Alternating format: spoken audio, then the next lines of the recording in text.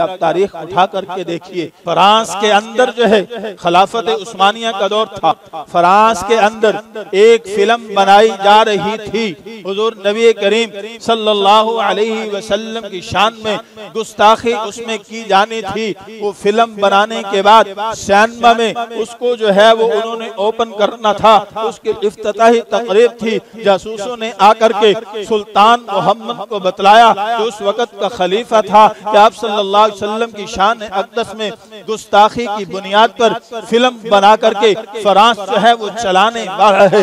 आपने फौरन जो है उस वक़्त सुल्तान मोहम्मद ने फौरन फ्रांस के सफीर को बुलाया और बुला करके खड़े हो गए, तलवार निकाल करके टेबल पर रखी और फरमाया कि अपनी हुकूमत को मेरा पैगाम दे दो, अगर ये फिल्म चल गई तो फिर सुल्तान मोहम्मद की फौजें तुम्हारा दरवाजा खटखटाएंगी और ऐसा हशर करेंगी कि क़यामत तक आने वाली नस्लें याद करेंगी और आने वाली नस्लों को ये सबक देंगी कि कभी मुसलमानों के नबी की शान में गुस्ताखी न करना। और सिर्फ ये कहा नहीं था, बल्कि उस सफीर के होते हुए उसकी मौजूदगी में फौरन अपने जर्नैल को बुलाया और कहा कि फौरन फौजों को तैयारी का हुक्म दो और हम जो है वो चढ़ाई करेंगे। जब उसने सोचा, देखा, सुना, फौरन मैसेज किया, फ्रांस मैसेज पहुंचता है और अगले दिन खबर चलती है कि वो फिल्म जो है जब्त कर दी गई है, बैन कर दी गई है, उसकी इफ्तिताही तकरीब को खत्म कर दिया गया है। कभी भी जो है फ्रांस के अंदर इस तरह की फिल्म जो है वो रिलीज न हो सकेगी। ये होता है हिज़्ब इक़्तिदार में रहते हुए रद्द अमल। आज ये करके दिखा। वैसे तो बड़े आशिक़ रसूल बनते हैं, वैसे तो बड़े आशिक़ रसूल बनते हैं, कोई भी हो, सब एक ही गंगा के अंदर बहती गंगा में हाथ धोने वाले हैं। कभी वो आ जाता है, कभी वो आ जाता है। रुख बदल बदल के सिक्का एक ही है, रुख बदल बदल के आते हैं। हमारे मजहबी जज्बात से खेल करके चले जाते हैं। जब चले जाते हैं फिर हमें समझ आती है कि हमारे मजहबी ख्यालात से, जज्बात से किस तरह खेल करके चले गए। तो मेरे दोस्तों, हुजूर नबी करीम सल्लल्लाहु अलैहि वसल्लम का हर अमल हमारे लिए मशअल राह है, उसवा हसना है। उसकी इत्तिबा में ही दुनिया और आखिरत की कामयाबी है। इससे बढ़कर और कोई कामयाबी नहीं है। इससे हट करके जो है वो नाकामी ही नाकामी। तो इसलिए मेरे और आपके करने के काम भी यही हैं कि हम लोग जो है, हमारे हाथ में इख्तियार नहीं है, इख्तियार नहीं है, लेकिन जब हम किसी की कैंपेन चलाने के लिए, अपने लीडर के लिए सोशल मीडिया को इस्तेमाल कर सकते हैं, उसकी सफाइयां दे रहे होते हैं, क्या हम अपनी इस कुव्वत को हुजूर नबी करीम सल्लल्लाहु अलैहि वसल्लम की शान अक़दस, आपकी अज़मतें, रिफ़तें बयान करने के लिए इस्तेमाल नहीं कर सकते? क्या इस पर हम ये ट्रेंड नहीं चला सकते? क्या इसके ऊपर जो है वो हम अमल नहीं कर सकते? क्या ऐसा मैसेज जो है वो नहीं दे सकते कि हमारे मुल्क अजीज के अंदर भी हर दुकान से इंडिया की प्रोडक्ट जो है वो उठा ली जाए, या कम से कम एक मुसलमान जो है वो अपने दिल के अंदर हुजूर की मोहब्बत रखने वाला वो पूछे कि इंडिया की प्रोडक्ट या मसनूआत कौन सी है, ये मैं नहीं खरीदी, ये मैंने नहीं खरीदी। कोई ऐसा नहीं है कि वो मसनूआत खरीदे बगैर हमारा गुजारा नहीं, कि जान चली जाएगी। ऐसा कोई भी नहीं है। दुनिया में कोई ऐसी चीज नहीं है, किसी भी मुल्क की ऐसी प्रोडक्ट नहीं है कि जिसको इस्तेमाल किए बगैर इंसान की जान ही चली जाए। ये तो सब हमारी आसाइशात हैं, जिसकी बुनियाद पर हम लोग जो है अपनी आसाइशात को मद्देनजर रखते हुए ये सारे मामलात करते हैं। मेरे दोस्तों, ये ईमान का तकाजा है।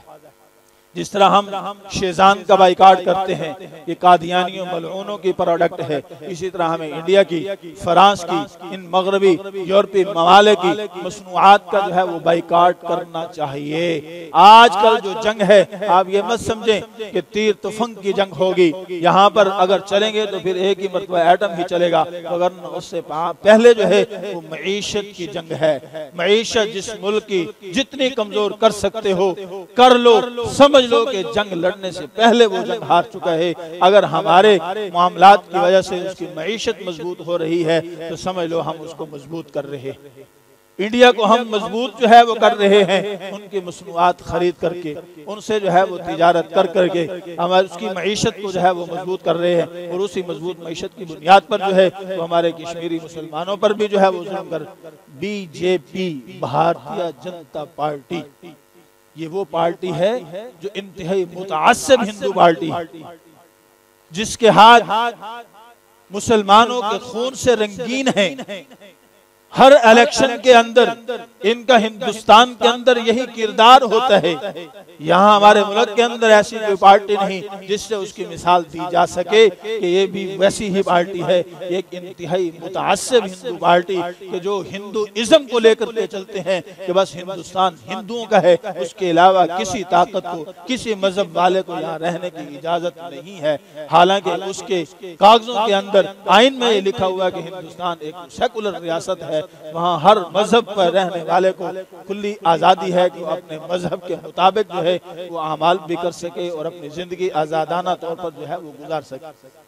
लेकिन भारतीय जनता पार्टी बीजेपी का ये दस्तूर और मंशूर है कि हिंदुस्तान में रहना होगा, राम राम कहना होगा, वगरना हिंदुस्तान में रहने की इजाजत नहीं है। अब ये बात, इसके अलावा अगर देखा जाए तो ये बदबख्त भी अपने मजहब से बहुत दूर है मुसलमानों की तरह।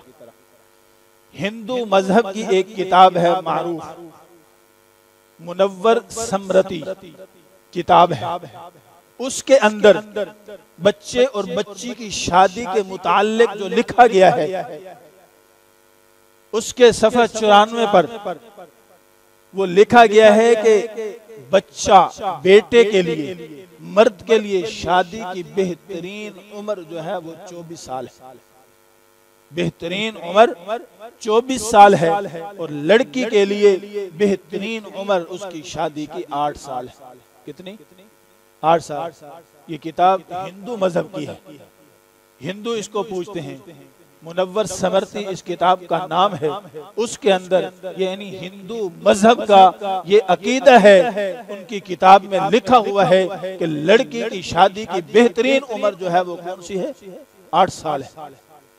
और हुजूर नबी करीम सल्लल्लाहु अलैहि वसल्लम ने तो अम्मी आयशा सिद्दीक़ा रज़ियल्लाहु ताला अन्हा के साथ रुखसती 9 साल की उम्र में की। बदबख्तो, तुम अपने मजहब की किताब को तो देख लो, उंगलियां उठाते हो इमामुल अंबिया सल्लल्लाहु अलैहि वसल्लम के निकाह पर। तुम्हारा मजहब उसकी तायीद कर रहा है, तुम्हारी किताब इस बात की तायीद कर रही है